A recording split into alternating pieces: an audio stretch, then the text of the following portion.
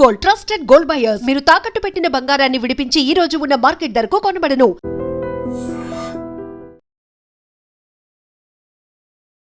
నమస్కారం, welcome to I dream. ధర్మ మార్గం విత్ విజిత కార్యక్రమానికి స్వాగతం.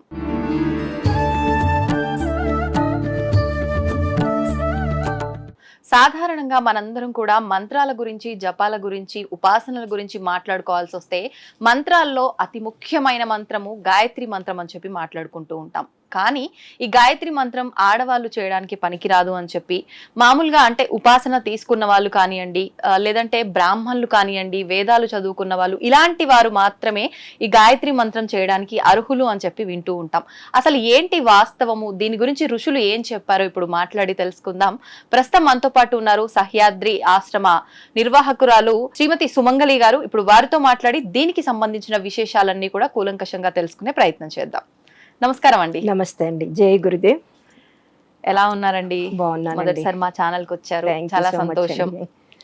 అయితే గాయత్రి మంత్రం గురించి మాట్లాడబోతున్నానండి. చాలా వరకు గాయత్రి మంత్రం పైన చాలా రకాల విమర్శలు అయితే వింటూ ఉంటాం. ఒక్కొక్కరు ఒక్కో రకంగా చెప్తూ ఉంటారు. అసలు నిజంగా మన సనాతన ధర్మంలో మనం ఏం తీసుకున్నప్పటికీ పురాణాల నుంచి, శాస్త్రాల నుంచి అలా అని చెప్పి మనందరము చదువున్నామా అని అంటే లేదు. దాన్ని ఆధారంగా మన ఋషులు, మునులు, పెద్దవాళ్ళు చెప్పినవే మనం పాటిస్తాం. ప్రత్యేకించి గాయత్రి మంత్రం గురించి మన ఋషులు ఏం చెప్పారో వివరించండి. జై గురుదేవ్. శ్రీ శ్రీరామకృష్ణ సమర్థ సద్గురుదేవాయ నమః. గాయత్రి మంత్రం అంటే ఇప్పుడు అందరికీ తెలుసండి. గాయత్రి మంత్రం చాలా వరకు చేస్తున్నారు. కానీ మన ఋషులు ఈ గాయత్రి మంత్రాన్ని ఋషి యొక్క స్థాయికి తీసుకెళ్ళటానికి ఈ గాయత్రి మంత్రాన్ని మానవ జాతికి అందించారండి. ఇప్పుడు ఈ గాయత్రి మంత్రం ఇప్పుడు చదువుతాం. ఓం భూర్భువస్వః తత్సవితుర్వరేణ్యం భర్గో దేవస్య ధీమహి ధియో యో నః ప్రచోదయాత్. ఈ గాయత్రి మంత్రంతో ఎక్కడికి వెళ్ళొచ్చు అనేది ఋషులు చెప్పేది ఏంటంటే, ఋషి, మహర్షి, రాజర్షి, బ్రహ్మర్షి, దేవర్షి, ఈ స్థాయికి వెళ్ళగలిగేది ఈ గాయత్రి మంత్రం ఒక్కటే అంటున్నారు. మన వేదిక్ భాషలో కూడా అదే ఉంది. అంటే ఈ మంత్ర సాధన చేసిన వెళ్ళగలుగుతారు. అంటే మామూలు సామాన్య మానవుడి దగ్గర నుంచి, దేవమానవుడి దగ్గర నుంచి, ఋషి నుంచి దేవర్షి స్థాయికి వెళ్ళగలిగేది గాయత్రి మంత్రం అండి. అది మన వేదిక్ భాషలో ఉంది. ఇంకోటి ఏంటి, మనం భక్తి అంటాం. భక్తి యోగము, కర్మయోగము, జ్ఞానయోగము, ఈ 3 యోగాలను కూడా నేర్చుకోవాలి అంటే, ఈ యోగాల గురించి తెలుసుకోవాలి అంటే దీనికి మాధ్యమం గాయత్రి మంత్రం అండి. ఇక్కడ మనం ఏమన్నాం, ఫస్ట్ ఓం. అవును. ఓం అంటే సృష్టి మొత్తంలో భగవంతుడిని పిలవాలి అంటే ఓం తప్పితే ఇంకొకటి లేదండి. ఇప్పుడు మనకి మన మహర్షులు కానీ మన వాళ్ళు చెప్పేది ఏంటంటే, పెద్దవాళ్ళు, భారత జాతి మొత్తం పోయినా, భారతదేశం మొత్తం కూడా నాశనం అయిపోయినా, భారతదేశంలో ఒక్క మనిషి ఉన్నప్పటికీ కూడా ఓం అనే శబ్దం ఉంటే భారతీయ తత్వం ఉంటుంది. ఒక్క ఓం అనే శబ్దానికి. ఆ ఓం ఏంటి, ఆ ఉ మాల కలయిక. అవును. ఓం అనగానే 3 అక్షరాలు అక్కడ ఉంటాయి.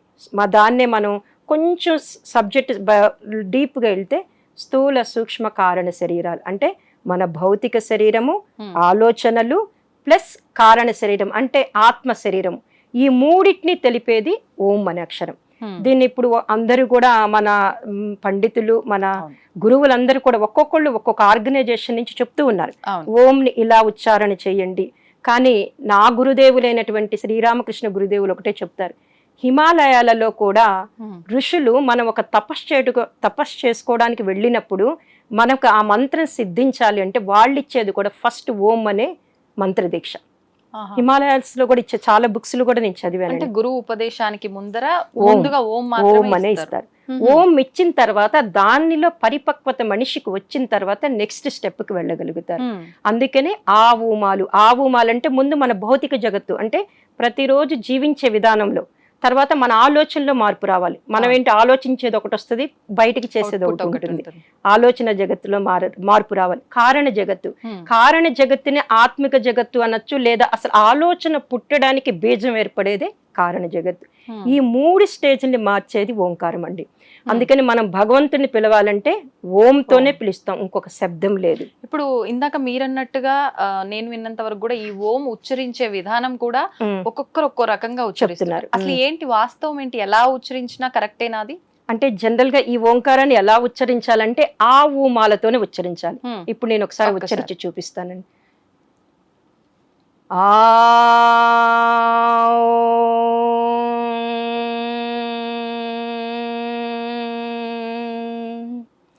ఆ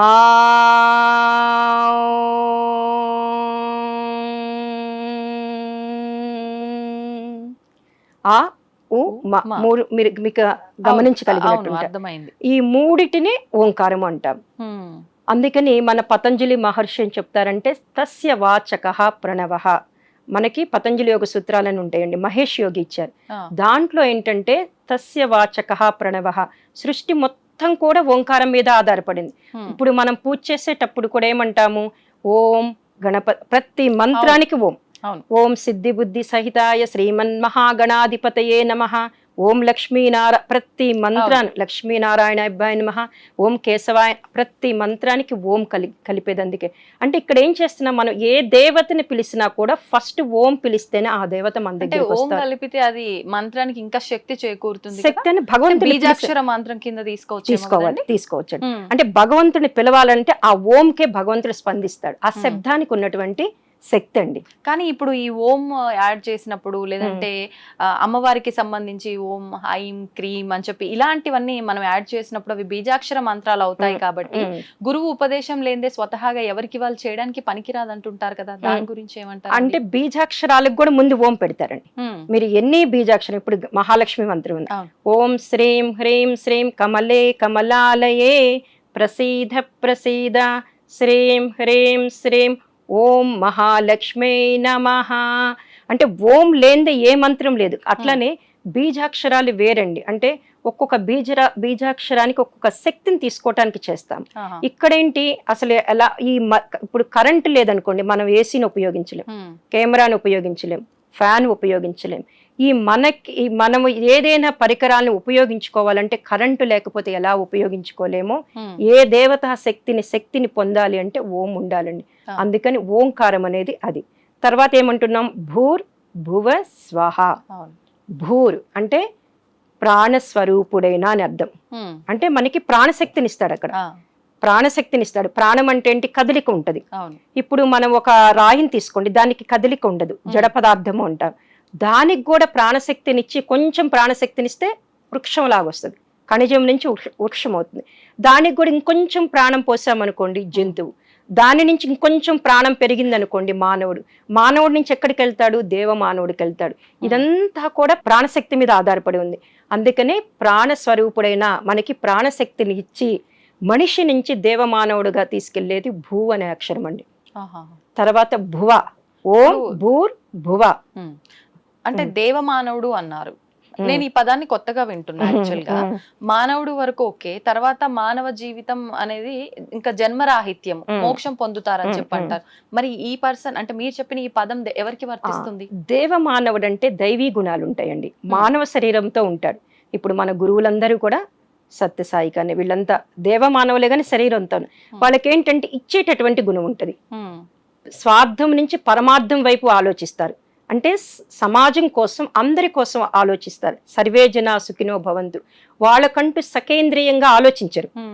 ఆ పరమార్థం కోసము దైవీ గుణాలుండి దేవతా కార్యక్రమాలు చేసేవాళ్ళని దేవమానవుడు. కానీ మళ్ళాగే ఉంటారు, మనతో పాటే సమాజంలో తిరుగుతూ ఉంటారు. కానీ వాళ్ళ యొక్క ఆలోచన విధానం వేరుగా ఉంటుంది, వాళ్ళు చేసే పనులు వేరుగా ఉంటాయి. అందుకని వాళ్ళని దేవమానవులు అంటారు. ఇంకొకటి ఏంటంటే దేవమానవులకి వాళ్ళు ఎందుకు వచ్చాం భూమి మీదకి, వాళ్ళ కార్యం ఏంటి, తర్వాత ఎక్కడికి వెళ్తాం అనేది స్పష్టంగా తెలుసండి. కారణ జన్మ, ఒక్క మాటలో చెప్పాలంటే కారణ జన్ములు అనుకోవచ్చండి. వాళ్ళనే మనం దేవమానవులు, దైవీ లక్షణాలు ఉన్నాయి అంటాం, ఆ స్థాయికి వెళ్తాం. ఇక్కడ భూర్ అనే దానికి మనం ప్రాణస్వరూపుడైన, తర్వాత ఏమనుకుంటున్నాం, భువః అంటే దుఃఖనాశకుడైన, అంటే మన దుఃఖాలన్నిటినీ కూడా తీసేస్తాడు. ప్రాణశక్తినిస్తే మనకి ఇంకేంటి దుఃఖాలు ఉండవు, ఆరోగ్యంగా ఉంటాము, సుఖం ఉంటుంది, శాంతి ఉంటుంది. అన్నీ ఉన్నప్పుడు మనకి దుఃఖాలు ఉండవు. భూర్భువ స్వహ. స్వహ అంటే సుఖ స్వరూపుడైన, సుఖాలను ఇచ్చేటటువంటి వాడు. అంటే ఇవన్నీ ఎవరిస్తారండి, పరమాత్మే. ఈ ఓం ద్వారా ఇక్కడ మనం అడుగుతున్నాం ఈ మంత్రంలో, ఈ మంత్రంలో ఓం భూర్భువ స్వహ అంటే ప్రాణస్వరూపుడైన, దుఃఖనాశకుడైన, సుఖస్వరూపుడైన. ఈ ఓం భూర్భువ స్వహ అనేది వ్యాహృతి అంటారు. అంటే అండి వ్యాహృతి అంటే గాయత్రి మంత్రంలో 24 అక్షరాలు ఇక్కడి నుంచి స్టార్ట్ అవుతాయి. ఛందస్సు వ్యాహృతి అనేది తెలుగుకి సంబంధించిన వేది. ఛందస్సు వ్యాహృతి తెలుసు కదా, అలానే ఇది వ్యాహృతి అంటారు. ఇక్కడ తత్సవితుర్వరేణ్యం భర్గో దేవస్య ధీమహి ధియో యో నః ప్రచోదయాత్. ఎప్పుడైతే ఈ తత్స వితుర్వరేణ్యం నుంచి ప్రచోదయాత్ వరకు 23.5 అక్షరం ఉంటుంది జనరల్ గా. ఇది బాడీలో మన జీన్స్ ఎన్ని ఉంటాయి? 23.5. ఈ రెండు కూడా లింక్ అయి ఉంటాయండి.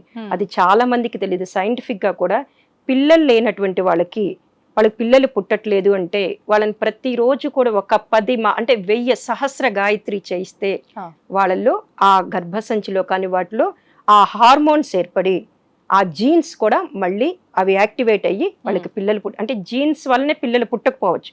ఈ గాయత్రి మంత్రం జీన్స్ ని కూడా మార్చేస్తుంది. అందువల్ల ఆ 24 అక్షరాలని ఇప్పుడు మనం అందరం అనుకుంటున్నాము. ఆ 24 అక్షరాల వల్ల జీన్స్ యాక్టివేట్ అవుతాయి. అట్లనే ఈ స్వహ భూర్భువ స్వహ అని అనుకున్నాం. తత్స్ అంటే ఆ అంటే ఆ తత్స్ అనేది ఆ అంటాం. భగవంతుడు అనొచ్చు, ఆ పరమాత్మ అనొచ్చు. తత్స్ వితురువ వితురువ అంటే తత్ సవిత్ సవిత్ అంటే ఆ సూర్యుణ్ణి, ఆ ప్రకాశవంతమైన సూర్యుణ్ణి, వరేణ్యం శ్రేష్ఠుడైనటువంటి భర్గో దేవస్య ధీమహి అంటున్నాం ఇక్కడ. భర్గో అంటే ఏంటి? మమ్మల్ని మాలో ఉన్నటువంటి అంధకారాన్ని పోగొట్టేటటువంటి అంటే మన పాపాలను నశింపచేయి. దేవస్య ఇచ్చేటటువంటి గుణం కలిగిన వాడు. దేవస్య మీనింగ్ ఏంటంటే ఇచ్చేటటువంటి గుణం కలిగిన వాడు. ధీమహి నేను నా ఆత్మలో ధరించుదును కాక. ఇంతవరకు ధియోయోన ప్రచోదయాత్. ధియోయోన అంటే మా యొక్క బుద్ధులు, ఇక్కడ నానమండి. మా ధియోయోన అన్నప్పుడు మా యొక్క బుద్ధులను సన్మార్గం వైపు ప్రేరేపించుకాక. ప్రచోదయాత్ సన్మార్గం వైపు ప్రేరేపించుకాక. ఇక్కడ ఒక్క లైన్ లో మనం చెప్పుకోవాలనుకోండి, ఓం బుద్భువ స్వహ తత్సవితుర్వరేణ్యం, ఆ శ్రేష్టమైన సవిత తేజస్సుని, భర్గో దేవస్య ధీమహి అంటే నాలో ఉన్నటువంటి అంధకారాన్ని పోగొట్టి, ధియోయోన ప్రచోదయాత్ మా యొక్క బుద్ధులను సన్మార్గం వైపు ప్రేరేపించుకాక. సన్మార్గం వైపు వెళ్ళిపోయాడు అనుకోండి, వాడికి ఇంకా సుఖంగానే ఉంటాడు. చాలా వరకు కోరికలు తగ్గిపోతాయి ముందు. సన్మార్గం వైపు ఉన్నప్పుడు ఏంటంటే ఏది కావాలి, ఏది వద్దు, ఏది ఇంపార్టెంట్, ఏది అన్ఇంపార్టెంట్ అని ఆలోచించుకోగలిగే శక్తి పెరుగుతుంది. అంటే అసలు ఫస్ట్ ఇది అవసరము అనే ఒక ఆలోచన కూడా రాదు వాస్తవంగా చెప్పాలంటే. రాదండి. అందుకని గురుదేవులు ఒకటే అంటారు, మీరు 8వ ఏట ఉపనయన సంస్కారం చేసి ఒక బాలుడికి గాయత్రి మంత్ర దీక్ష ఇచ్చేవాళ్ళు పూర్వకాలంలో. ఇప్పటికి కూడా ఉందండి, గాయత్రి పరివార పద్ధతిలో ఉంది. ఉపనయన సంస్కారం చేసి వాడికి యజ్ఞోపవిత ధారణ చేసి గాయత్రి మంత్రం ఇచ్చి ప్రతిరోజు 108 సార్లు చేయించండి.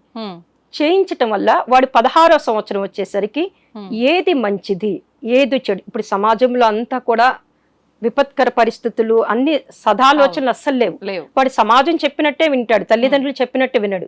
ఎప్పుడైతే వీడికి 8వ ఏట గాయత్రి మంత్రం ఇచ్చి రోజు కనీసం 24 సార్లైనా చదివిస్తే వాడు డెఫినెట్ గా 16వ సంవత్సరం వచ్చేసరికి ఇది మంచి ఇది చెడు, నేను ఏ లక్ష్యం కోసం వచ్చాను, ఏం చదువుకోవాలి అనే సద్బుద్ధి అతనిలోకి వస్తుందండి. అంటే ఇప్పుడు మీరు అన్నట్టుగా ఆ సద్బుద్ధి రావాలి, సన్మార్గంలోకి వెళ్ళాలి అని అంటే ఇప్పుడు చెప్పింది ఎంతవరకు చెప్పారు అంతవరకు విన్నాము అనే ధోరణిలో ఉన్న వాళ్ళే ఉన్నారనుకోండి, ఎలా వెళ్తారంటారు సన్మార్గంలోకి? ఆ సద్బుద్ధి ఎలా వస్తుందంటారు? అంటే మంత్ర జపం చేయటం వల్ల ఆటోమేటిక్ గా వస్తుందండి. అంటే వైబ్రేషన్స్ మారిపోతాయి, శబ్దం మార్చేస్తుంది. అంటే ఇప్పుడు మనం ఆ మంత్రంలో కూడా అడుగుతున్నాడు కదా, ఆ శ్రేష్టమైన అంటే ప్రాణస్వరూపుడైన, దుఃఖ నాశకుడైన, సుఖ స్వరూపుడైన ఆ పరమాత్మని నేను అంతరాత్మలో ధరించదును కాక, ఆయన మాలో అంధకారాన్ని పోగొట్టి మా బుద్ధులను సన్మార్గం వైపు ప్రేరేపించుగాక అని అడుగుతున్నాడు.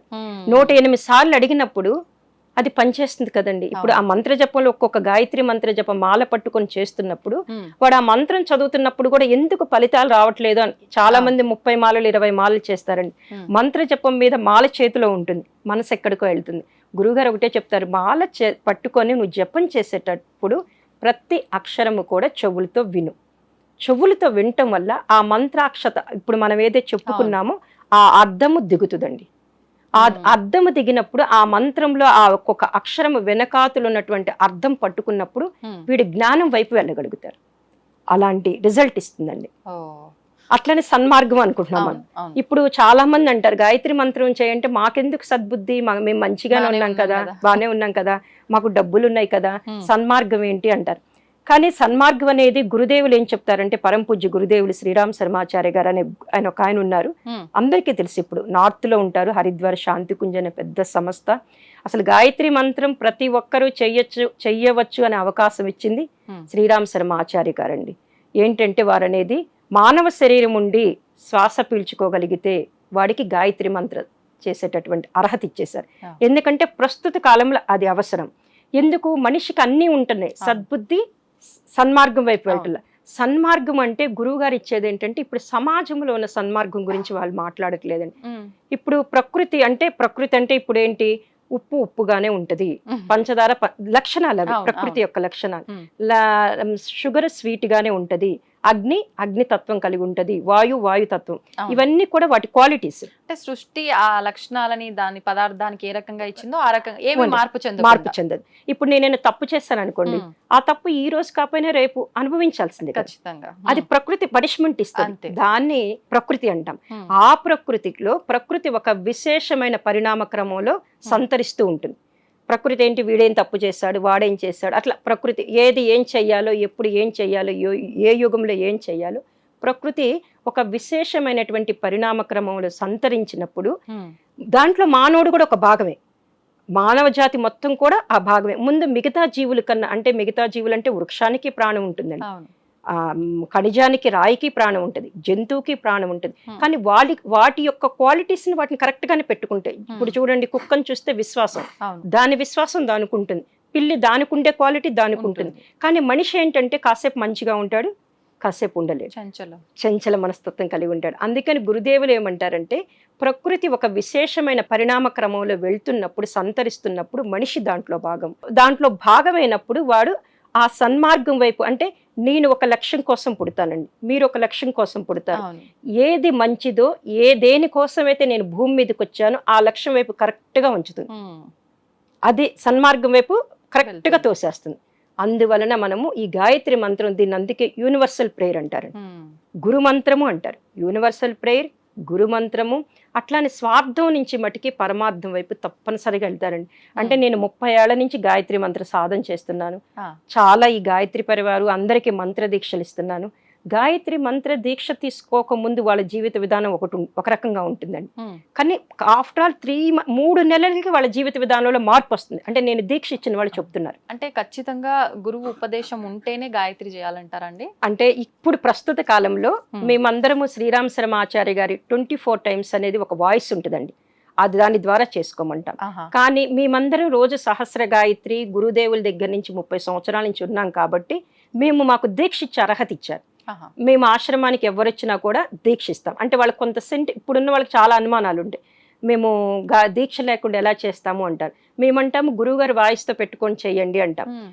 ఎక్కడో ఉంటారండి, యుఎస్లో ఉంటారు, సింగపూర్లో ఉంటారు, వాళ్ళకి ఆ వాయిస్ పెట్టుకొని పంపించేస్తారు. దగ్గరలో ఉన్న వాళ్ళు పౌర్ణమికి అమావాస్యకి వచ్చి మంత్ర దీక్ష తీసుకుంటారు.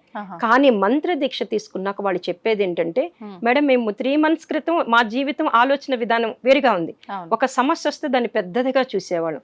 ఇప్పుడు ఇక్కడ దీక్ష తీసుకొని మేము ప్రతిరోజు 10 మాలలు 5 మాలలు చేస్తున్నప్పుడు మా జీవిత విధానం వేరుగా ఉంటుంది. ఏంటంటే మేము అదే కష్టాన్ని ఇప్పుడు పెద్దగా చూడట్లేదు. మంత్ర దీక్ష తీసుకున్న వాళ్ళందరూ వాళ్ళు చేసుకోవటం వల్ల వాళ్ళకి ఆ ఫలితంతో వాళ్ళు చెప్తున్నారు మానసిక స్థితి మారుతుంది అని. Go head. అయితే ఇప్పుడు మీరన్నట్టుగా ఆ మంత్రదీక్ష తీసుకున్న వాళ్ళలో ఖచ్చితంగా ఒక 3 నెలల్లో మార్పులు చూశారు అని చెప్పి, అంటే సమస్యలు అయితే రాకుండా పోవు, కానీ ఆ సమస్యని సమస్యగా తీసుకోరన్నమాట. మామూలుగా ఇప్పుడు సామాన్యులం ఎలా అయితే ప్రతి దానికి ఎంత రియాక్ట్ అవుతుంటామో అవన్నీ కంట్రోల్ అవుతాయని అర్థం చేసుకోవచ్చు కదండి. మీరు చెప్పిన దాన్ని బట్టి అయితే నాకు అదే అర్థమైంది. నేను యాక్చువల్ గా మీరు చెప్పేటప్పుడు నేను ఒక క్వశ్చన్ అడుగుదాం అనుకున్నా. కాదండి, మనం చేసుకున్న కర్మ ఒకటి ఉంటుంది కదా, మరి ఈ మంత్రం చేయడం వల్ల జపం చేయడం వల్ల అంత బాగా ఎట్లుంటారు, ఈ కర్మ తప్పిపోతుందా, కర్మను తప్పించుకోలేమంటారు కదా అని క్వశ్చన్ అడగాలనుకున్నా. ఈ లోపు మీరు చెప్పిన దాంట్లో నాకు ఆన్సర్ దొరికింది. అదండి సంగతి. అంటే నాకు ఇంకొక చిన్న సందేహం, గాయత్రి ఆడవాళ్ళు చేసుకోకూడదు అని అంటారు కదా, ఇది వాస్తవమా? ఒకటి మేడం, ఇక్కడ స్త్రీలు గాయత్రి అంటే ఎవరు మేడం? అమ్మవారు, శక్తి.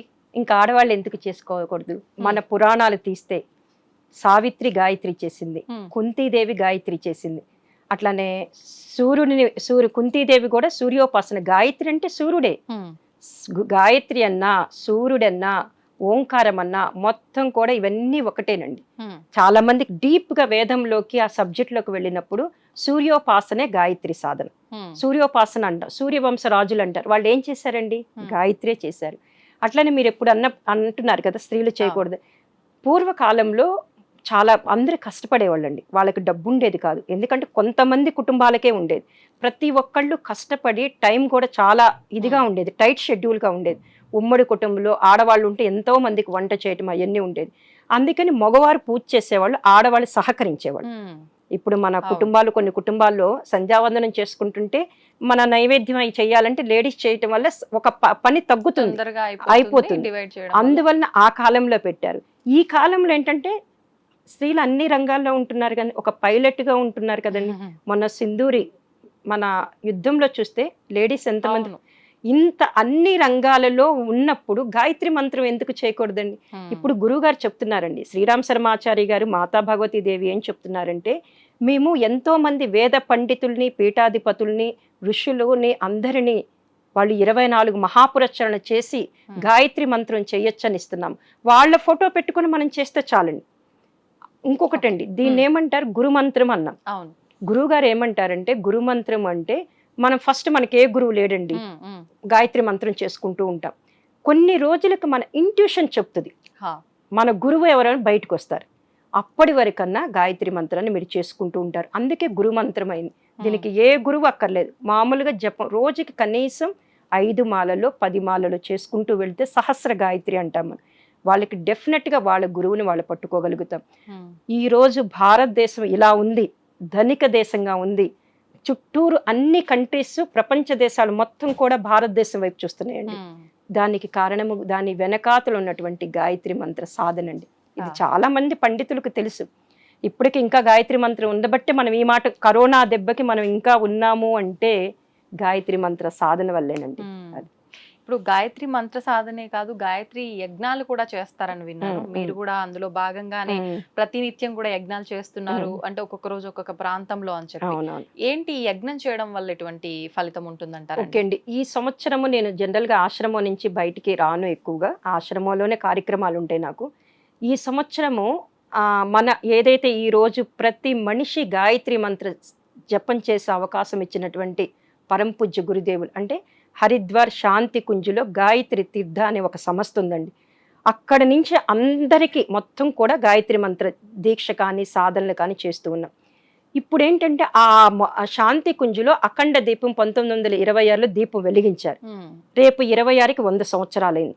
అలాగే శ్రీరామ్ శర్మ ఆచార్య గారు అని చెప్తున్నాను కదండి, వారికి 8వ ఏట గాయత్రి మంత్ర దీక్ష తీసుకొని 15వ ఏట వరకు ప్రతి నిత్యం 5 మాలలు చేస్తూ ఉన్నారు.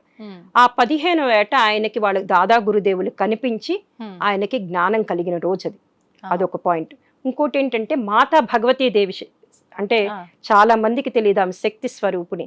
మా మాస్టర్ గారు చెప్తుంటారు, ఈ రోజు ఆడవాళ్ళు అన్ని రంగాలలో ముందుకు వెళుతున్నారు అంటే ప్రపంచం మీద ఉన్న ఆడవాళ్ళందరూ కూడా మాతాజీ యొక్క శక్తి. ఆమెను దుర్గామాత అంటాము. ఆమె ద్వారా వెళ్తున్నారు కాబట్టి మాతాజీని గుర్తు చేసుకుంటూ 100 సంవత్సరాలు శత జయంతి వేడుకలు జరుగుతున్నాయండి. దీని సందర్భంగా మాకు హరిద్వార్ నుంచి ఒక ఇన్ఫర్మేషన్ మెసేజ్ ఇచ్చారు. ఏంటి, వాళ్ళు హరిద్వార్ నుంచి, శాంతికుంజ్ హరిద్వార్ నుంచి వచ్చి ప్రతి డిస్టిక్ లో 108 కుండీల యజ్ఞం చేస్తున్నారు. నేను ఒక సంకల్పం చేశానండి, ఇంటింటా గాయత్రి యజ్ఞం. అంటే ప్రతి ఇంట్లో కూడా ఈ గాయత్రి యజ్ఞం చేసి వారికి గురుస్థానం ఏర్పాటు చేసి నేను దేవస్థాపన చేసి వస్తాను. ఆ ఇంట్లో యజ్ఞం చేసినప్పుడు ఒక 20 మందిని పిలుస్తారు. వాళ్ళందరికీ కూడా మంత్రదీక్ష చేసి మంత్రదీక్ష ఇస్తాను. మంత్రదీక్ష ఇచ్చి ఈ యజ్ఞంలో వాళ్ళని కూడా పాల్గొనేటట్టు చేసి ఆహుతులు వేసి మనము గురుస్థానం పెడతాం. ఎందుకంటే ఈ సంవత్సరం అంటే ఈ సంవత్సరం మంచితో పాటు చెడు కూడా ఎక్కువ ఉంది మేడం. మనం చూస్తే ఫిబ్రవరి నుంచి చూస్తే భూకంపాలు 2-3 భూకంపాలు వచ్చినాయి. యుద్ధం, అనుకోనటువంటి యుద్ధం. కానీ దాంట్లో నుంచి మనము ఒక 3వ ప్రపంచ యుద్ధం అనుకుంటారో ఏమనుకుంటాం, తేలిగ్గా బయటపడ్డాము.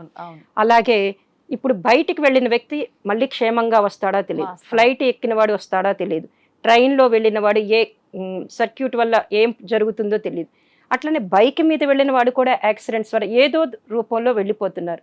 అందుకని మేమేం చేశామంటే, ఇప్పుడు ఉన్న పరిస్థితుల్లో ఈ సంవత్సరము మంచితో పాటు చెడు కూడా ఎక్కువ ఉంది కాబట్టి హరిద్వార్ యొక్క మెసేజ్ మీద ఇంటింటా గాయత్రి యజ్ఞం చేస్తున్నాము. ఇప్పుడు ఈ హైదరాబాద్లో కూడా ఇంచుమించు హైదరాబాద్లో 15 యజ్ఞాలు చేశానండి. అట్లానే బెంగళూరు అంటే తెలంగాణ, ఆంధ్ర అనుకున్నాను, కానీ కర్ణాటక, తమిళనాడులో కూడా ఉన్నాయండి. అక్కడ కూడా వెళ్ళి అంటే ఇట్లా లింక్ అయిన వాళ్ళు ఉంటారు కదండి, వాళ్ళకి మంత్రదీక్ష ఇస్తాను, యజ్ఞం చేస్తాను.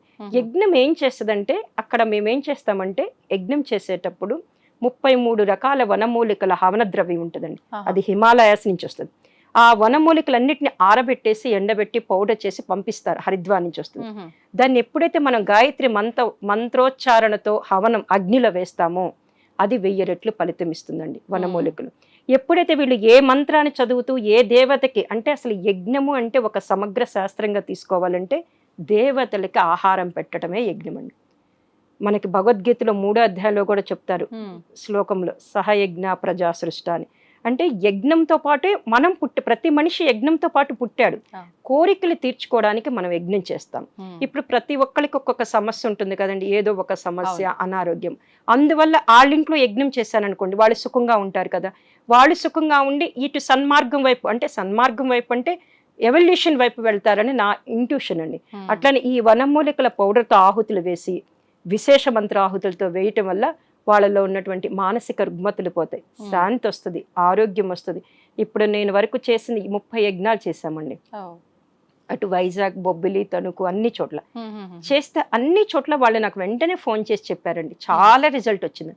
నిన్నటి దాకా ఏదో బాధగా, ఏదో ఒక అశాంతిగా ఉన్న వాళ్ళకి యజ్ఞం చేసి వచ్చిన తర్వాత వాళ్ళు నాకు ఫోన్ చేసి చెప్పడం ఏంటంటే, చాలా తృప్తిగా ఉంది మేడం. అట్లనే గురుస్థానం అని పెట్టాం మేము. ఆ గురుస్థానం పెట్టాక వాళ్ళకి వెంటనే ఆ గురుస్థానం పెట్టడం వల్ల ఆ గురువు అనుగ్రహం వెంటనే కలిగినట్టుంది. చాలా రిజల్ట్ రావటం జరిగింది మేడం. అందుకని ఈ సంవత్సరం మొత్తం ఇలా యజ్ఞాలు ఫిబ్రవరి వసంత పంచమి వరకు చేస్తాం మేడం. ఎవరు పిలిచినా వచ్చి కూడా ఈ యజ్ఞం చేస్తాం. వాళ్ళు సుఖంగా ఉండాలని. ఇంట్లో యజ్ఞం అంటే చాలా ప్రాసెస్ ఉంటుందని భయపడుతున్నారు. అంత ప్రాసెస్ కాదు. ఇది 1.5 గంటల సమయాన్ని వాళ్ళు మాకు కేటాయిస్తే రెగ్యులర్ గా ఉండే పూజా సామాగ్రితో, సమిదలు, హోమకుండితో, ఈ హవన ద్రవ్యంతో, ఆవు నెయ్యితో యజ్ఞం చేస్తాం మేడం. అంటే అవన్నీ మీరే అంటే వాళ్ళు అంటే హవన ద్రవ్యము, హోమకుండి, అంటే వేదికి సంబంధించిన కాష్టపాత్ర అవన్నీ మేము తీసుకెళ్తాం మేడం. మిగతా ఎండు కొబ్బరి, ఆవు నెయ్యి, పూలు, అక్షంతలు అవన్నీ ఇంట్లోనే ఉంటాయి కదా, అది వాళ్ళు ప్రొవైడ్ చేస్తారండి. మొత్తానికి మీరు వసంత పంచమి వరకు కార్యక్రమాలు 108 యజ్ఞాలు చేయాలని, 108 గృహాల్లో చేయాలని సంకల్పం అండి. ఆల్రెడీ 30 అయినాయి, తొందరలోనే అయిపోతాయి. ఎట్లాగో ఇప్పుడు మనకి శ్రావణ మాసము, ఈ మాసాలన్నీ కూడా దైవికమైన మాసాలు కాబట్టి అవుతాయండి. సంతోషం అండి. చాలా అంటే సందేహాలు ఉన్నాయి గాయత్రి మంత్రం గురించి. నిజంగా మంచి వివరణ ఇచ్చారు. ధన్యవాదాలండి.